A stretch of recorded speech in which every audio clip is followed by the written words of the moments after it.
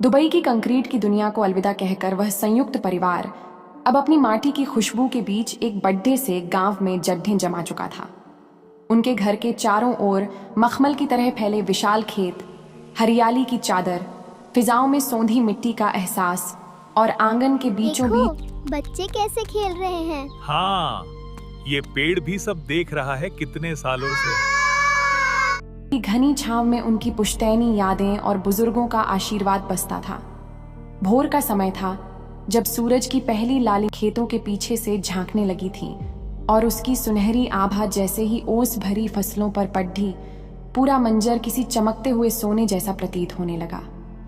पंछियों का मधुर कलरव गूंज रहा था, मुर्गियां बेफिक्र होकर आंगन में दाना चुग रही थीं और दूर कहीं से आती बैलगाड़ी के पहियों की चरमराहट इस बात का संकेत थी कि गांव अपनी पूरी ऊर्जा के साथ जाग चुका है। घर की सासू माँ सबसे पहले उठकर मर्यादाओं को संजोती। वहीं गोबर से लिपे पवित्र आंगन में बरामदे से लेकर कोनों तक धूल का एक अंश भी न बचे। दूसरी बहू मिट्टी के गड्ढे थामे कुएं की ओर निकल पड़ती, जहां पानी भरते वक्त उसकी चूधियों की मधुर खनक सुबह के सन्नाटे को संगीत में बदल देती।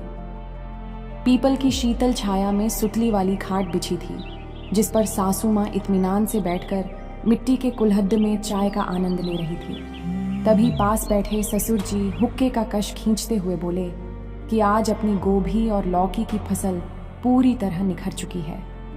उनके दोनों कर्मठ बेटे खेतों में पसीना बहा रहे थे। कोई मिट्टी चीर कर हल चला रहा था तो कोई आधुनिक ट्रैक्टर से ताज़ी सब्जियां सहेज रहा था। हरी भिंडी, धवल गोभी और रसीली लौकियां अब मंडी जाने को तैयार थीं। जैसे ही ट्रैक्टर स्टार्ट हुआ, उसकी धक धक की गूंज और कच्ची सड़क पर उठती धूल के बीच खेत ओझल होने लगे और वे जल्द ही शहर की उस बद्धी सब्जी मंडी जा पहुंचे, जहां दुकानों की लंबी कतारें और मोल भाव करती भीड़ का शोर था। भाइयों ने बद्धे करीने से अपनी दुकान सजाई। हरे मखमली कपद्दे पर लाल टमाटर, सफेद फूल जैसी गोभी और चमकते बैंगन किसी नुमाइश की तरह सजा दिए गए। जब ग्राहक आते और तराजू के कांटे पर तौल बराबर होती तो बेटों के चेहरे पर ईमानदारी की मुस्कान खिल उठती। दोपहर तक टोकरियां तो खाली हो गई थीं, पर उनका मन संतुष्टि से भरा हुआ था। इधर घर के आंगन में रसोई की तैयारी शुरू हो चुकी थी, जहां पोता पोती स्कूल की वर्दी में सजे, पीठ पर बस्ता लटकाए दादी के चरण स्पर्श कर कामयाबी का आशीर्वाद लेकर निकले। दोपहर की धूप में जब चूल्हा जला तो छोटी बहू ने संकोच छोड़कर सासू माँ से कहा कि माँ जी, मुझे भी अपनी जादुई बिरयानी का हुनर सिखा दीजिए, क्योंकि मुझसे वैसी बात नहीं बनती।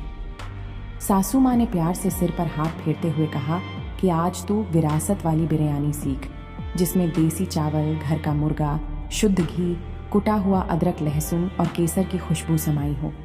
उन्होंने सिखाया कि बिरयानी का असली मसाला प्यार और धैर्य है, जिसे आंच पर धीमे धीमे दम देकर पकाया जाता है।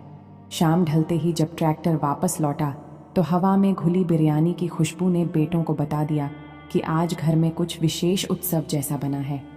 पीपल के नीचे बिछी चादर पर जब पूरा परिवार एक साथ बैठा और बहुओं ने गर्मा गर्म बिरयानी परोसी तो ससुर जी की आंखों में चमक आ गई कि असली तरक्की यही है कि पूरा परिवार एक थाली में खुशियां बांट रहा है। ढलते सूरज और घोंसलों को लौटते पंछियों के बीच उस पीपल की छांव में यह परिवार अपनी मेहनत और एकता की नई इबारत लिख रहा था। दोस्तों, वीडियो अच्छी हो तो वीडियो को लाइक करें और हमारे चैनल को सब्सक्राइब करें। मिलते हैं अगली वीडियो में।